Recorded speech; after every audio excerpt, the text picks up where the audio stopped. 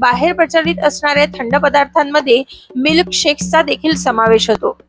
पण आयुर्वेदानुसार फळं आणि दूध हा विरुद्धाहार समजला जातो, ज्यामुळे त्वचा विकार उत्पन्न होतात, अम्लपित्त निर्माण होते. त्यामुळे मिल्कशेक्स पूर्णतः वर्ज्य समजावे. याला अपवाद म्हणजे भावप्रकाश निघंटू या ग्रंथात सांगितल्याप्रमाणे मँगो शेक पिल्यास आपल्याला काहीही हरकत नाही.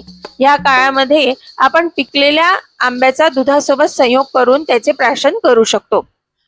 विविध फळांचा ज्यूस देखील आपण या काळात योग्य प्रमाणात घेण्यास हरकत नाही. या दिवसांमध्ये थंड पदार्थांमध्ये बाहेर कोल्ड्रिंक्स सुद्धा उपलब्ध असतात, पण कोल्ड्रिंक्स हे शरीरासाठी अतिशय घातक आहे. त्यामुळे कोल्ड्रिंक्सचे देखील सेवन टाळावे. त्याचप्रमाणे थंड पदार्थांमध्ये आईस्क्रीमचे देखील आपण विविध प्रकार आपल्याला बघायला मिळतात.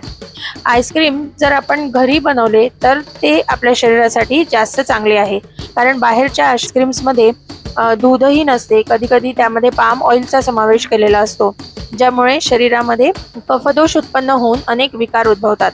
म्हणून घरी बनवलेले आईस्क्रीम लहान मुलांना देण्यास किंवा सर्वांसाठीच उत्तम पर्याय आहे.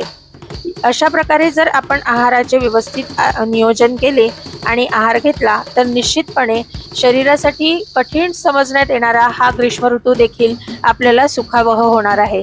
त्याचप्रमाणे जर आपण ऋतूनुसार आहार घेतला तर निश्चितपणे आपले आरोग्य चांगले टिकून राहण्यास आपल्याला मदत होणार आहे.